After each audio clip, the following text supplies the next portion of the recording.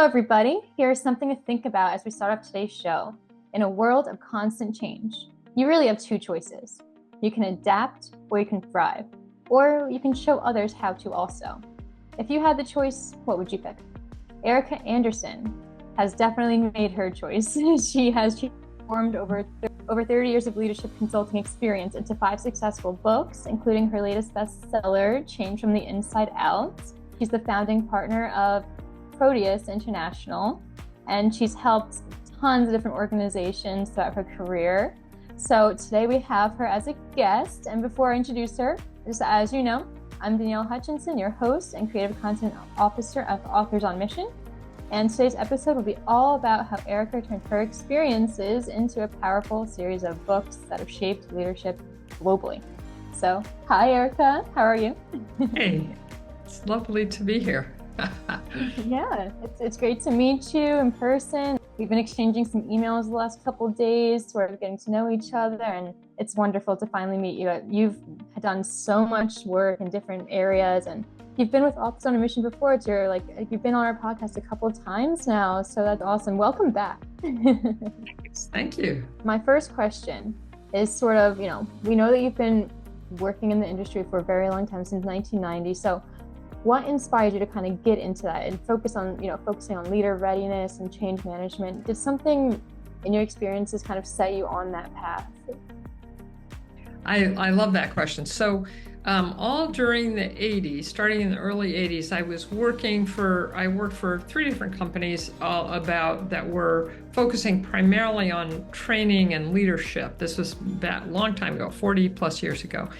And what I noticed as I was working for these other people is that at the time, people dealt with leadership like it was an object, like a widget, like, I'd like 3 leadership trainings, please, and can you put them in a bag? And that's not what I wanted to do. The more I did that, the more I thought about it. I thought I'd always kind of thought I wanted to start my own company, but I was in my 30s and I thought, I'd really like to be what I wanted to be, what has since become known as being a business partner.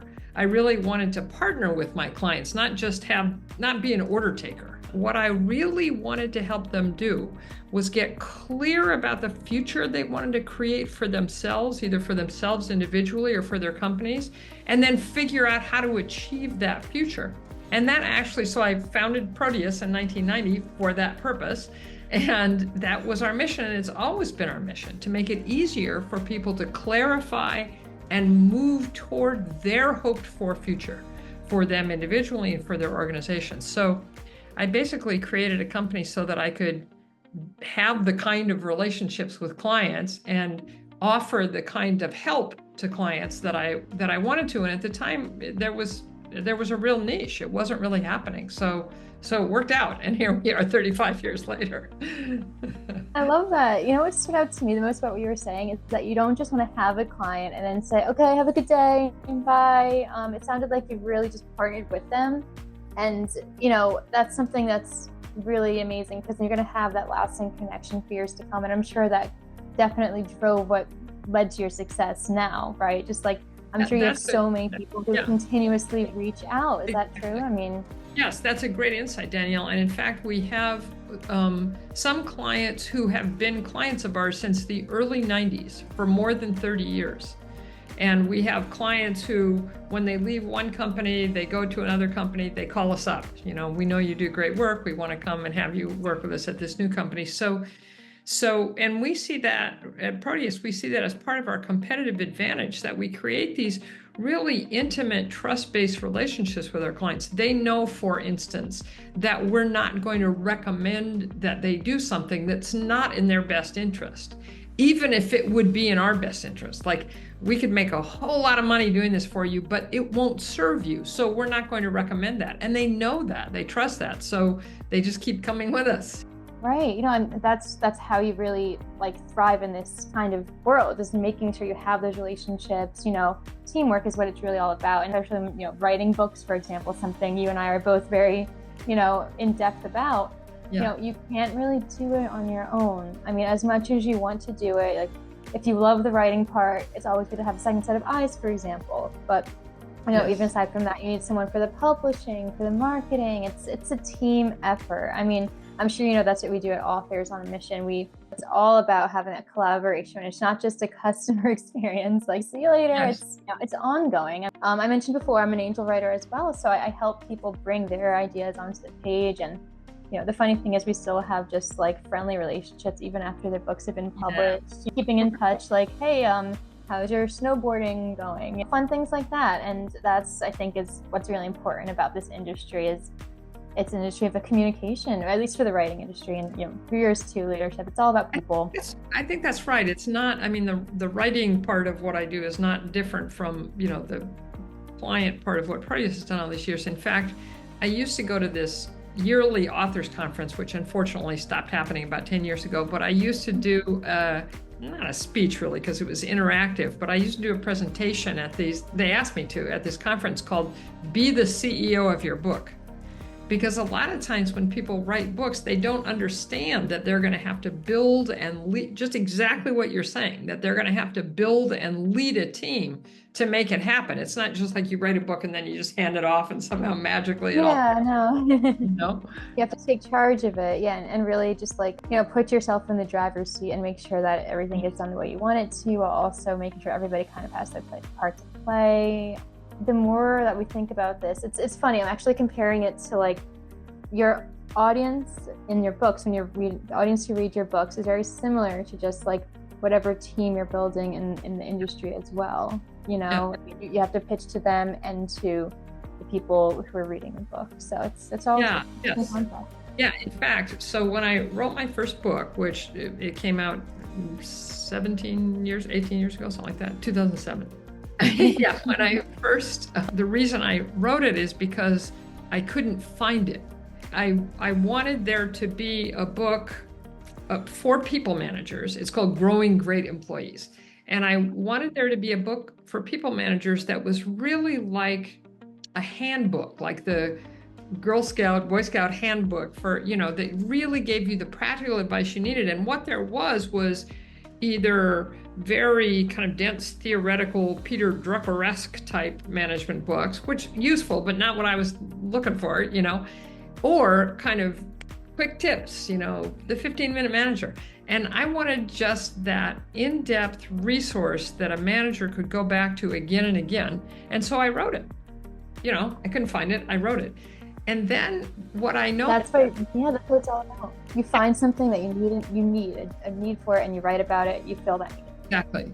And I knew that I had the skills. It's what we taught. We do leadership training. I knew I could frame it as kind of following the life cycle of an employee. Like, how do you think about the kinds of employees you want? And then how do you find them? And then how do you attract them? And how do you get them started? And how do you keep them growing? And how do you move them on? That whole cycle.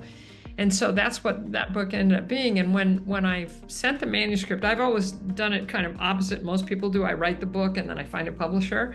I always felt like if I went to a publisher, any publisher with a pretty completed book, then they're not buying a pig in a poke. They know what they're getting into, and it's worked out well for me. But anyway, I took it to this agent that a friend of mine had turned me on to, and he said, "This is a great book. I want to be your agent. Tell me, why have you written this book?" Yeah, the first thing I said was, I couldn't find it. And he thought that was funny. He laughed. And I said, but what I want three things to happen. One is I want it to be a further resource for our client, so that if a client takes a management training, a leadership training with us, they have this as a further resource to remind them to go deeper. So it's helpful to our clients. Then I want it to be, as all books are, a calling card for our company. I want people to understand that we have credibility in this and that we're good at this, people we've never known. And then the third thing I want is for people I will never meet, who never see me, who are trying to be good managers, to be helped. I want to help as many people as possible. And it worked out well. I think that book has now sold 40 or 50,000 copies over the last 15 years. So congratulations. That's a lot. I can't even fathom that. No, what's great is all those things that you just said are things that a lot of my clients also are looking for. Like everybody wants credibility to their name, especially these days in a world where like You can say anything, but to make somebody actually believe you is to hold up that book with your name on it and say, it's right here, all the facts, the evidence, the case studies. Like, I have this great framework, but it's not just something I'm saying. It's proven, it's right there, and that's what you did. And with that first book, I was kind of shocked the extent to which it was, as I said to my business partner at the time, it's like, you know, I published a book, and the first book got a pretty positive review in the Harvard Business Review, and so it was well received. And then it's like before and after, suddenly people thought I was much smarter and had a lot more cool things to say after. So it really does make a big difference. You know, I knew I wasn't any different, but people were, just as you say, people were willing to listen to me more. No, definitely. I mean, because a lot of people, you have that idea, you know, you want to get it heard, and there's just a difference between having it and saying it to somebody, and then just, again, that book on the shelf, a tangible thing you can have and hold, and that's not just going to go away. It's always going to be there, you know. It's that legacy. That's, and you mentioned before how much you want to help people and change people, and that's one way to do it.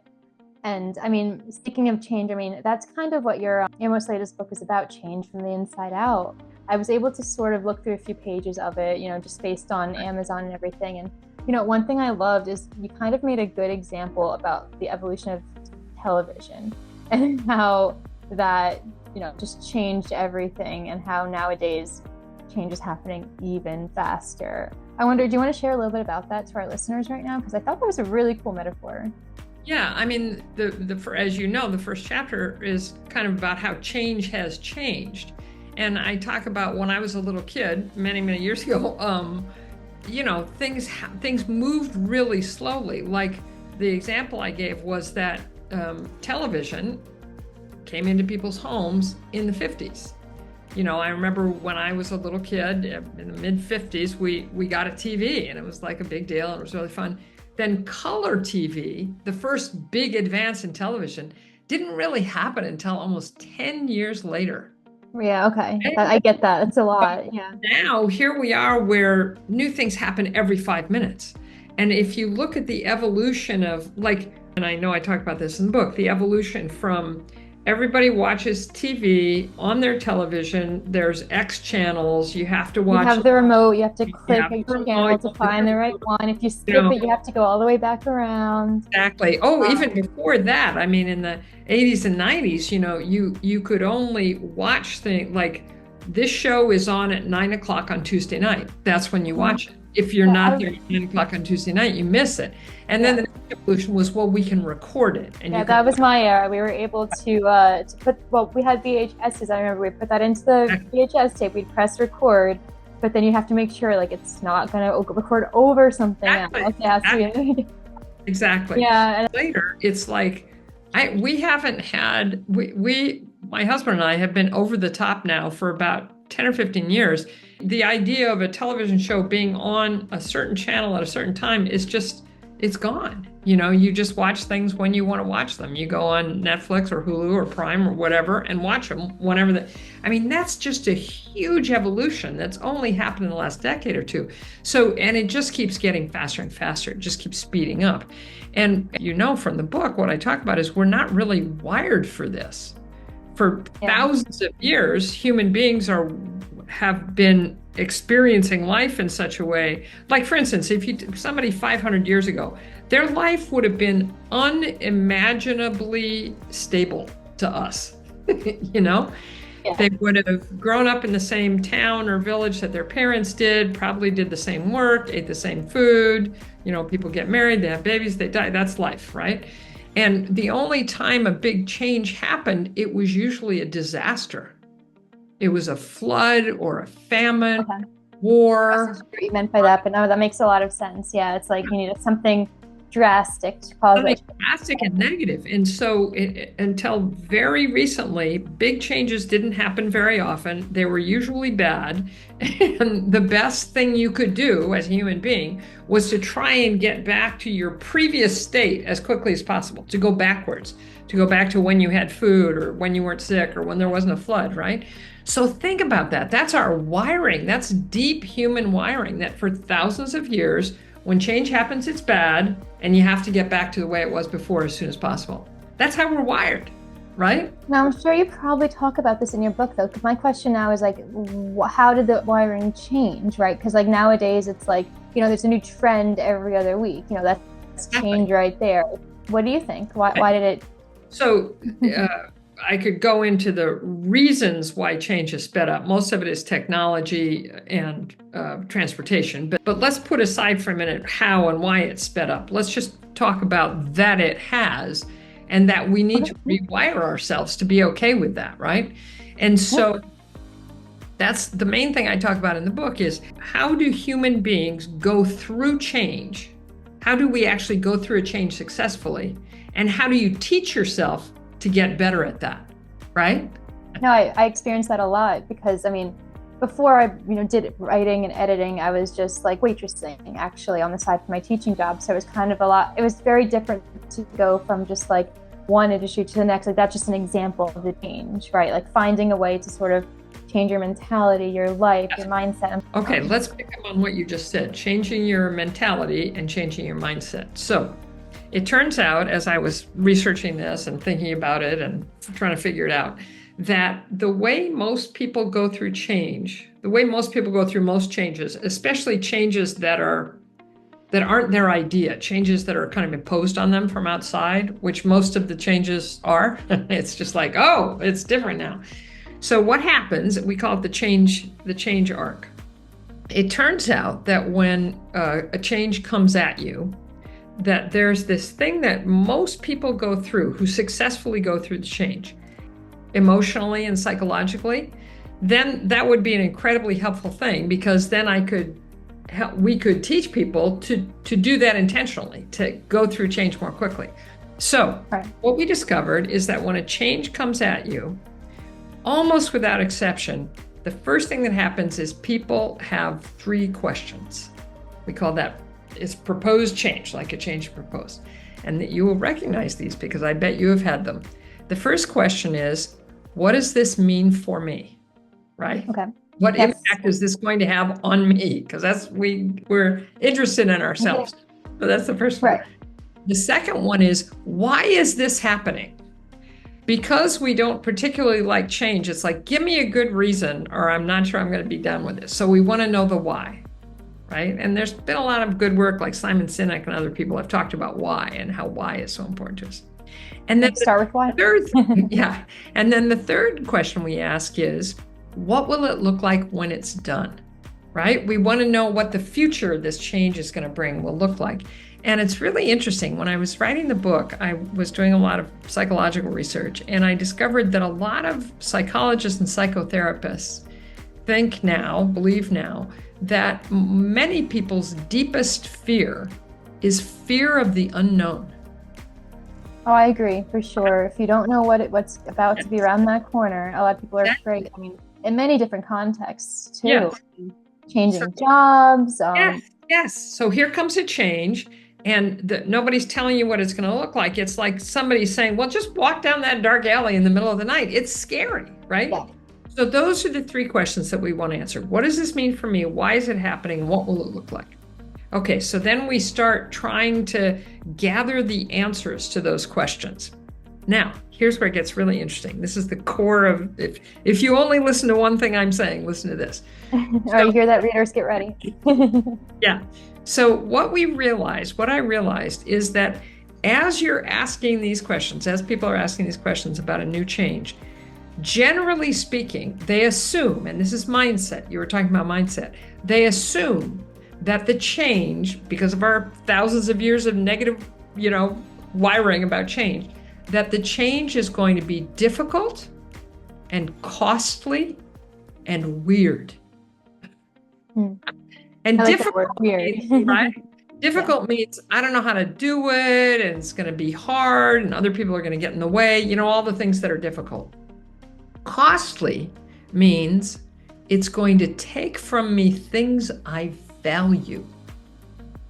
And not just time and money, reputation, experience, relationships. This change is going to take away from me things that I find valuable, right? And the third thing, weird, is oh, it just feels weird. It's just unnatural. This isn't how I do things. I don't know how to, like, learning how to drive a stick. Mhm. This is weird. I don't know how to do this, right? Yeah, I can only imagine maybe like, getting into a pool that's really cold and, it's like not comfortable, it's weird, but maybe what you're about to say is like eventually, you ease into it, feels a little bit better, get used Okay, to it. you're a good straight person. So then what we found is that when people are willing to make a change, when people actually make a change, it's rarely because the change changes. It's rarely because external circumstances change. Their mindset shifts. And they start thinking that instead of being difficult and costly and weird, that the change could be easy or at least doable, right? Versus difficult. It could be easy, it could be doable. I could do this. It could be more rewarding than costly. It could give me more than it takes away. And it could become normal. This could become normal for me, right? Mm-hmm. And not even that it is, but that it could be. And as soon as a person lets into their brain the possibility that the change could be easy, rewarding, and normal, then they begin to shift their behavior. Then they start to look into it differently. They start to get curious. They start to move forward. Then the change can occur, right? Then they can do the new behaviors the change requires, and the change can occur. So this was like my eureka moment. When I realized this, it's like, oh, and I realized that every change I've ever gone through, I've made that mindset shift. Like here's a big change. My husband and I just sold our house, and now we're just renting an apartment in the US.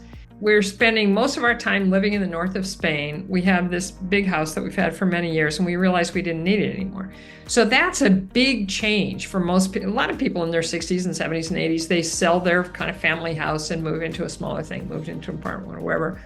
And when we first started thinking about it, it was like, oh, we don't want to do that. But the more we thought about it, the more we realized that our kind of center of gravity had moved to Spain, it started seeming like doable and rewarding. And we started thinking about all the things that we would gain versus all the things we would lose, Oh, it will be, much less responsibility, and it'll be much easier, and we can make sure that somebody who gets it, who really loves it, your brain just starts to shift. And the lovely thing is, once you know this, once you know that that's the mental shift that needs to take place, you can intentionally help yourself make that shift, right? When a change comes at you and you think, oh, this is going to be terrible and I don't know how to do it, you go, hold up. Okay. How could it be easy? How could it be rewarding? How could it be normal? And then you encourage your brain down the right path. Understood. Yeah. So I guess what I'm wondering now, so you mentioned there's all these costs, right? What's it going to cost me? What I'm going to lose from it?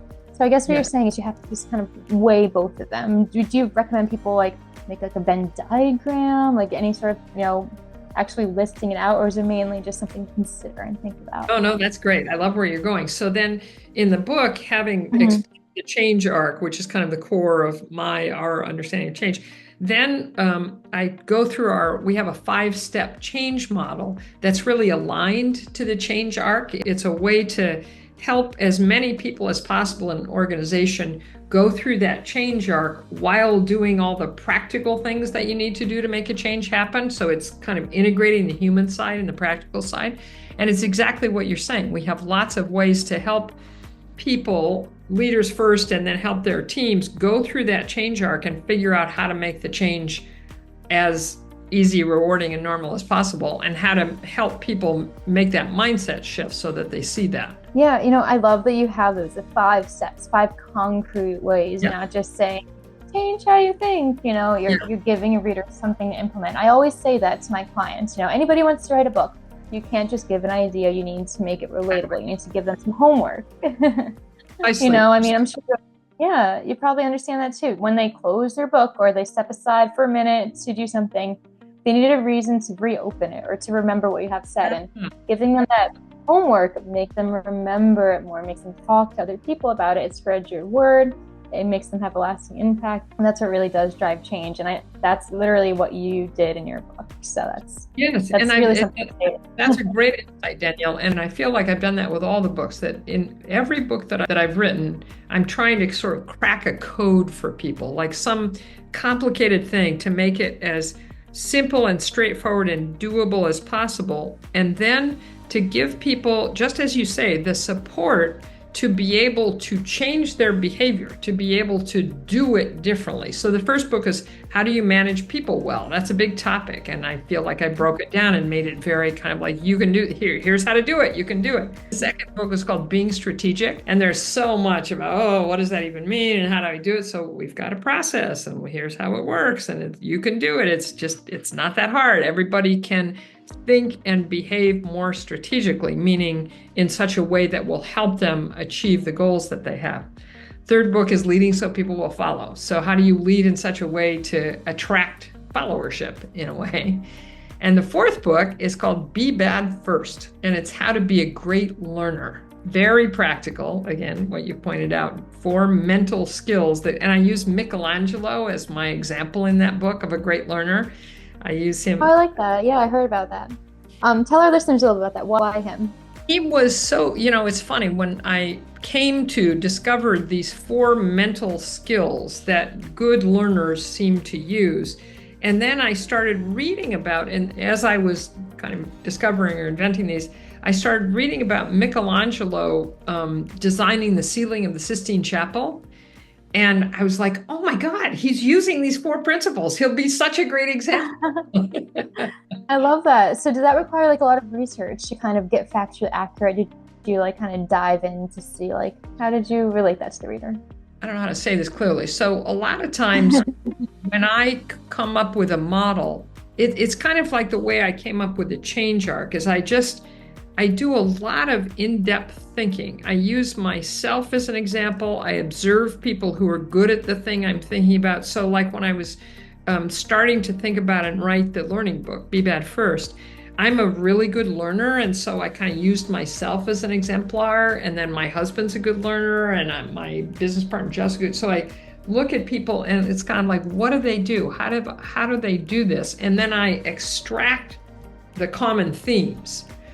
And so the 4 skills, I'll say them briefly, that I came to, that I noticed that everybody that I knew that was a good learner used, and then Michelangelo, arguably the greatest artist in Western history. Right. So the first one, and it makes an acronym, so it's easy to remember, ANEW is the acronym. So the first skill is aspiration.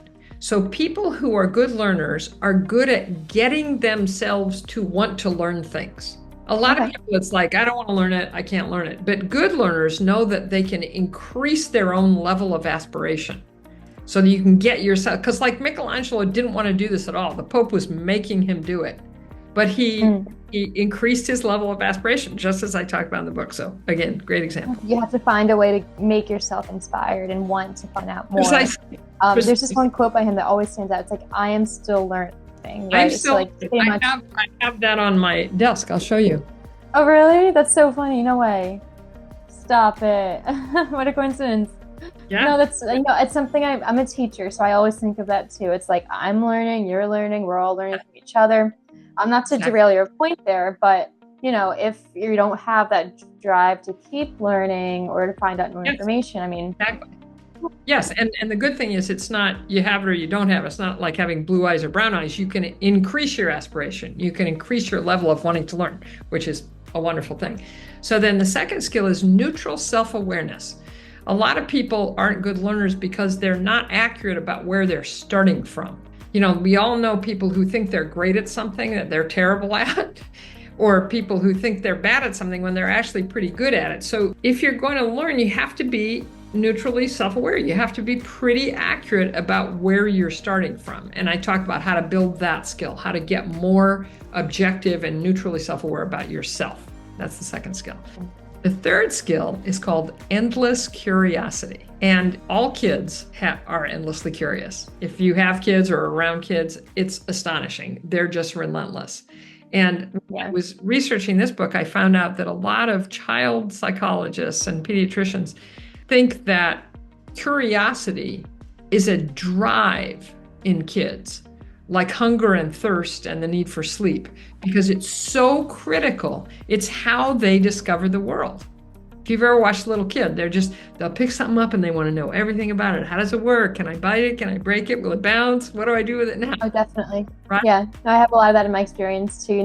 They might even ask you the silliest things that you're like, where did you even come up with that? Yes. But that's what drives curiosity and knowledge. You have to ask about it. You have to be wondering every step of it until you fully understand. So kids have this amazing, endless curiosity, but then unfortunately we get it socialized out of us. Like if you've taught teenagers, by the time kids get to be 14 or 15, it's not cool to be curious. It's like, no, I know everything. Oh, trust me. Right? Right? So then what that skill is about is recatalyzing, re-engaging, refinding your childhood curiosity. It's still in there. It's just lying dormant. And if you want to be a good learner, you have to reinitiate that childhood curiosity. And you can do it. I talk about how to do it. Yeah, I was about to ask, I'm guessing you definitely gave actionable steps. You're somebody who knows about actually making those moves. So I'm sure within your book, and listeners, take a look and see what she has to offer. I mean, maybe give us a hint. Like, what is one thing that you would do to stimulate that curiosity again, if you feel like it's a great question. One thing is that the one place where curiosity hasn't died in most adults is in their hobbies, because hobbies are low risk and we choose them ourselves. So it's something we're interested in and we're willing to ask those dumb questions. Like if you were interested in French wine, you're willing to say, oh, well, how is Rhone Valley wine different from this kind of wine? Or how long can I keep it before it goes bad? And what do I do talk to me more about tasting it? How do I taste different things in the wine? We're willing to ask those childlike, curious questions. So if you find a place in your life where you're still curious, then you can start transferring that curiosity to other things. It's like if you're doing a skill any place in your life, then you can start transferring it to other places in your life. That's the beauty of skills. Yeah, no, what really resonated with me is like when you started to say about like, you're interested and curious about your own hobbies. I mean, it makes sense. Why would you care about football if you're not a football player, not interested in it, right? Like no matter how many times somebody's going to try to explain to you like how many yards equal a touchdown, you might not even get it. But once you're able to stimulate like a drive to find out more. And a lot of times people are insufficiently curious professionally because they're worried that they'll look dumb if they're curious. So if you observe how you're curious in your hobbies and then start just gradually transferring those same kinds of questions into work, it's kind of liberating. Like I've seen clients over the years that somebody will be in a meeting and they'll say, hey, can you tell me how that works? I'm not very familiar with that. It's scary to do that, but it's completely liberating. And usually the person you're talking to is thrilled because people love explaining the things they know, right? That makes a lot of sense because it kind of goes back to what you were saying about fear, right? Like fear of the unknown. Like what's that person going to think when I say I have no idea what they're talking about? It can either go one way or another. You get that stare like you don't know what a touchdown is, or you get like let me tell you more about it. So it's like, it's a risk, but it's a risk you have to take because how else are you going to learn? How else are you going to grow? That's related to the last skill, the W of ANEW, which is here we go. Yeah, willingness to be bad first. And that is the hardest thing for most adults. By the time we get to be adults, we're good at most stuff. Little kids are bad at everything. They don't care about being bad. Sure, I don't know how to do this. I don't know how to ride a bike. I don't know how to cut with scissors. Help me. Help me, right.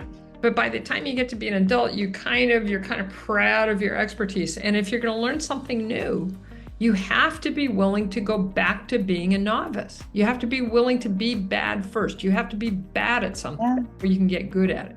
So the practical step in that is I talk about how to manage your self-talk, how to manage how you talk to yourself about being bad. Because we really beat ourselves up. When we're bad at something, we talk to ourselves in such negative, awful ways. And so you have to learn to say, in effect, I'm going to be bad at this because I've never done it before. And I bet I can get good at it. I've gotten good at a lot of things. And that's like the ideal self-talk for approaching a new learning, right? Yeah, I can do this. Why not do this too? Yeah. That's making me wonder. So you weren't initially an author. You were, you started your own company, right? So when you switched gears into authorship, did you kind of have that same fear, like that fear of failure in a way, like I might be bad at this in the beginning? Did you feel that way about yourself, or did you have like a natural knack for writing when you put it into book? It wasn't a big shift because from the time I started Proteus in 1990, even before that, I had always written. And for the 15 years of the company before I actually had a book, I wrote most of the marketing materials. I wrote all the workbooks. I wrote the website when we first had a website. So I always wrote, and I always considered myself a writer. So it was not that big of a shift to say, okay, now I'm going to write a book. I've been writing stuff for 20 years. Now it's going to happen in the form of a book, Right. It directly goes back to what we said in the beginning about how, like, if you're communicating people within your organization or your business or your job, it's actually just like communicating people in the pages of a book. I see where you're going with that now, right? Like, you have experience either way. It's about relating to people. It's about finding a way to get your ideas across and actually have them listen to it and take action, which is, like you said, exactly what you're really good at. That's true. And also for me, it was not just communicating. I always, from a very young age, I always considered myself a writer. Like, even in college, I loved writing essays. I always found jobs where I wrote articles and wrote workbooks. And so, and I thought of writing as a craft, and I had already been, improving it. So it was just the next step on the path. So, and I know a lot of the clients that you work with aren't writers or don't want to be writers, and they have you or others in their book. But for me, I love writing. I really love writing, and I love the process, especially of writing a book. So, it's always been a positive thing versus a negative thing for me. Got it. Yeah, no, I'm sorry that I assumed that at first, but no, it makes a lot of sense, because you might have something in your heart that you just really love doing throughout your life, and the ability to actually turn it into like a career that not only it's sold millions of copies, right, but it also enhances your business too. That's just like a whole other skill set. You're able to take what you love doing and you turned it into something that was profitable, and that's amazing. But yeah, I mean, you're right. A lot of people just don't have that, so sometimes you need that support. So. Yeah. And that's okay. I mean, I really love that there are people like you and like the other people at Authors on Mission, angel writers. I love that phrase that you guys use, because it's better than ghost writers, right? Who wants a ghost? Ghost, that sounds bad. Because I think there are a lot of people who have wonderful stories to tell, important concepts to share, and just either aren't good writers or don't like to write, and that shouldn't be the consideration. I mean, there are people who can help. Yeah, definitely. I mean, that's all you have to do is to reach out, build that team like we talked about in the beginning. You need support, you need friendship, and not just friendship, but collaboration. That turns into friendship. There's been one thing that's kind of been like nagging at my brain, and it might be a question you kind of get a lot. So, Proteus, right? I looked that up, and it's all about like a Greek sea god. Did you come up with that based on a sea god, or is there some other acronym that it stands for? I'm just so curious. No, you're right. It's the Greek sea god, and how I came up with it. So my and I were, this is in 1989, just before we started the company. We were walking, he lived in DC at the time. We were walking down the street, and he was great. He was a friend of mine who was older than me and just wanted to support me to start my company, basically. Help me financially, and really help me emotionally and mentally. And then I bought him out just a couple of years later. He really just helped me get started. And so we were walking down the street, and he said, so tell me more about the company. What do you envision? How do you? And I said the thing that I said to you about, I want to help people clarify and move toward their hope for future. And I said, I think of it as kind of timeless and mythic. This is something that always be useful to people. And he said, his name is Marty. He said, mythic. And we were walking past a bookstore, and we walked into this bookstore, and we found this book called A Guide to the Gods and Goddesses. Okay, so just serendipitous, it happened to be like on the shelf. Yep. And so I flipped through it, and I had never heard of Proteus. I got to Proteus, and what it says is he's not only is he Greek sea god, but his kind of special thing is if you can find him and hold on to him, no matter how he changes, he will be forced to reveal the future to you. Okay, so I see how you're going. It's kind of just okay, all right, here we go, you know? Yeah, it's kind of like just a metaphor for like finding yourself, finding that curiosity, finding whatever it is, and once you have it and you hold on to it, you see your own future because, you know, that's the path that you put yourself on. That's so funny that you just happened to find the book. Isn't that funny? And it really 100% resonated with me. And I said, Marty, we should call it Proteus. He's like, okay by me, you know, and so. I like it, yeah. You know, it's, people probably spend years thinking of the perfect name for something, right? And then it just fell into your lap. You know, it's kind of like, you know, you never know what you're going to find when you walk into a bookstore. Have you ever played the game where you go into a bookstore and you just kind of like, all right, what am I going to grab? And you kind of just pick something off the shelf and like see if it's something readable. Have you ever done that? Oh, for sure. When I used to go into bookstores, I was never going to bookstores. Right. Yeah, before Kindle and all that. Yeah. But I mean, it's kind of like your own way of fortune telling, right? Like you're like, okay, whatever it's going to be, it's going to speak to me or not. But I just, that's kind of me up when you told me that story. That's awesome. So, hey, I mean, with your business, your books, everything, we've talked a lot about, you know, your framework and, you know, the ways you implement it. I guess I'm kind of curious now, can you share with me and also our listeners sort of just an example of like one of your most favorite success stories that came from these books? Like has a client ever reached out to you or somebody who read the book and told you how this has helped them? I'm just very curious. The story that immediately leaps to mind is there was a woman, I won't say her name because she might not want me to, but she was the head of marketing for a media company. And her boss, who was the CEO, gave her my Being Strategic book. So this was in probably 2010, shortly after it came out. And said to her, this is the best book I've ever read on strategy. It's completely practical, completely realistic. You know, read this. This will really help you in your future. So then that happened. And then she changed jobs. She became the CEO of another media company. And then her boss, the CEO, was let go. And they asked her to become the CEO. And she told me later that I was the first person she called.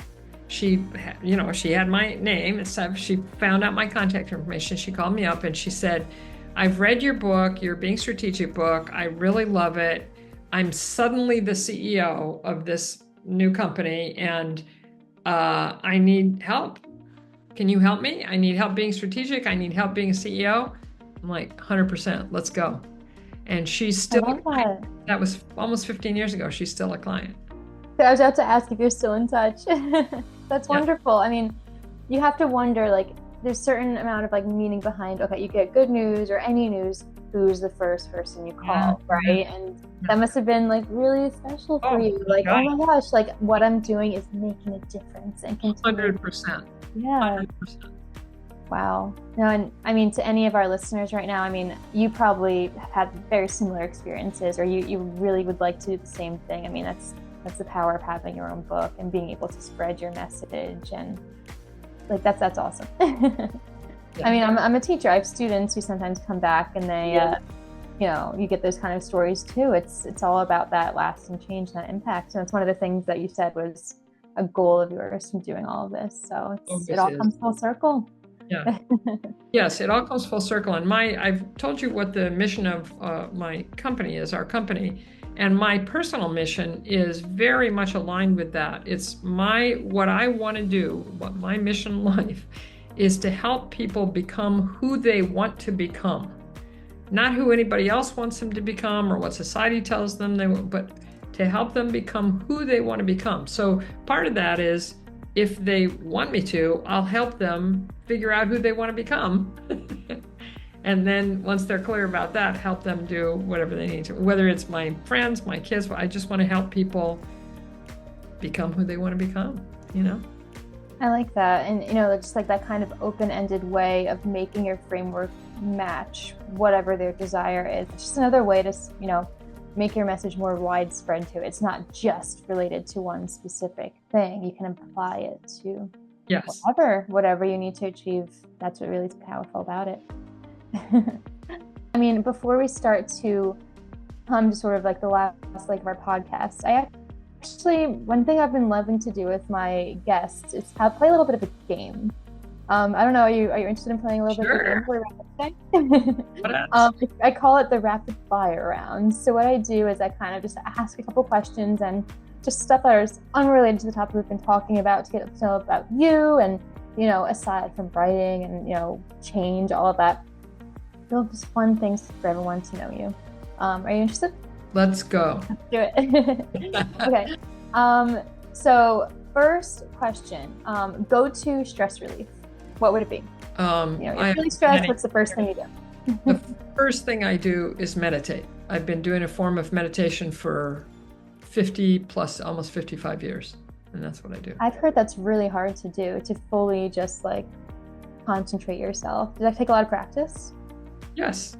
But as I said, I've been doing it for almost 55 years. So it's pretty easy for me to drop into it. At that point, yeah. No, that's good. You be able to just like shut off from that. For me, I feel like I just kind of need to like take a little walk, get some fresh air. I guess everybody has their own thing. That's my second go-to, because that being out in nature and that physical thing is really important too. I love it. Okay, next question. What is your favorite writing outfit?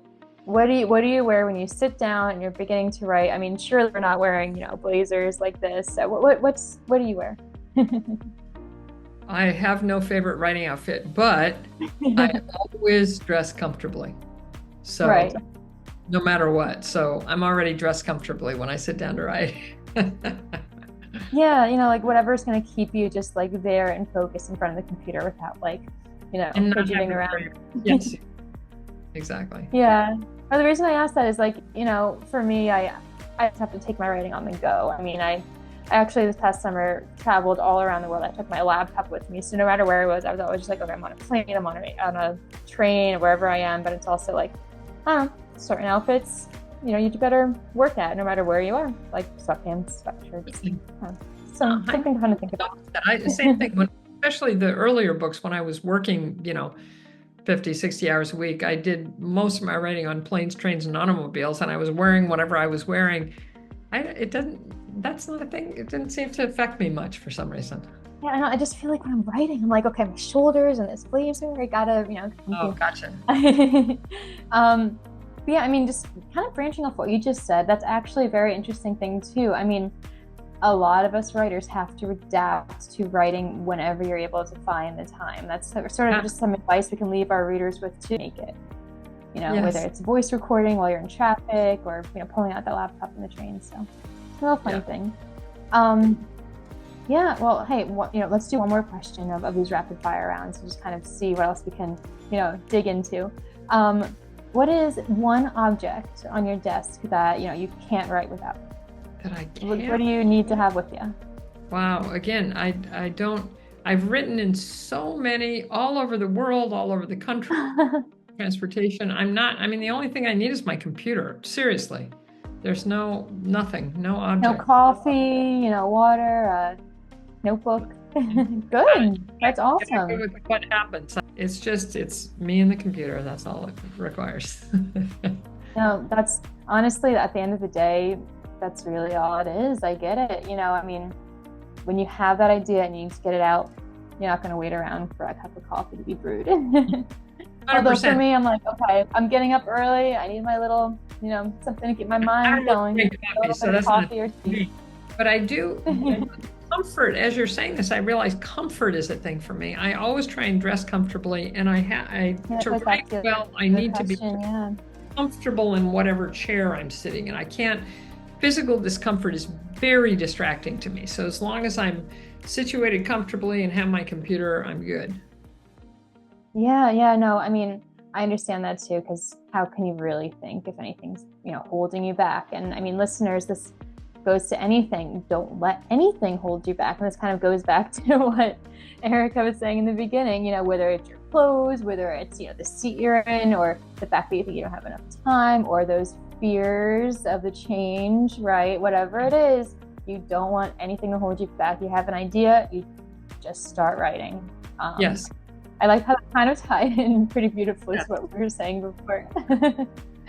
So, hey, is there a particular message that you'd like to leave our listeners with today before we start signing off here? What do you think? So, I read an article once years ago that said that 87% of adult Americans say they want to write a book. 87%.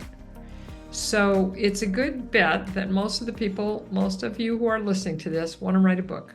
So two things. If you really want to do it and you really feel like you have something to offer that will be helpful to people and that will sell, don't hold yourself back, just what you said before. Yeah.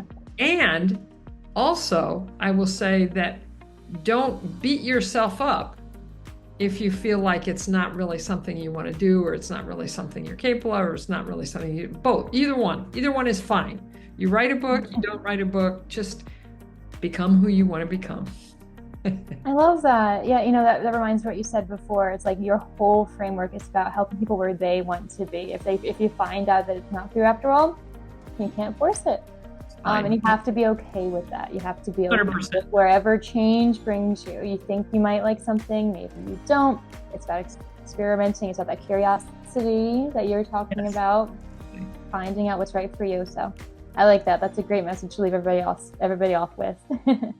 Awesome. Where can our listeners connect with you to learn more about your work and your books? How can they find you if they were to look you up? All of my books are on Amazon, so that's easy. And all of them are, electronic and hard copy, and the last 3 of them, I think, also have, I recorded, voice recording, so that's good.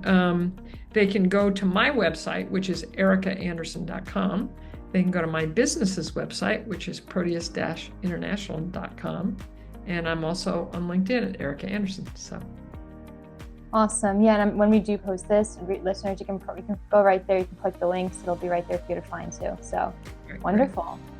So yeah, with that, everyone, let's get ready to close the book on today's episode. Before doing that, let's just flip back to the beginning when we thought about that question I asked you. It's been a little while, but I said, in a world of constant change, you have 2 choices. You can adapt or you can thrive, and you can also show others how to. So if you had the choice, what would you pick? Well, after this episode, hopefully you're kind of considering that question too. We know what Erika chose, her path from consultant to author. It shows how powerful books can really be in amplifying your authority in the subject and driving change and helping others to accept and be comfortable with that change also. So, again, if you're inspired by Erika's transformation, you want to learn more, visit erikaandersen.com. That's ERIKA Andersen.com. And if you're ready to start your own author's journey to see if it's right for you, or, like we talked about, you need that team, you need someone to help you put it on paper, to make you held accountable for it, to get the marketing, the publishing, whatever it is, visit us at authorsonmission.com to discover how we're busy helping professionals just like you write books that build legacy, drive business growth, and so much more. So I'm Danielle Hutchinson, and this is Erika Andersen here with me. And this has been the Authors on Mission podcast. Thanks for listening, and have a wonderful day.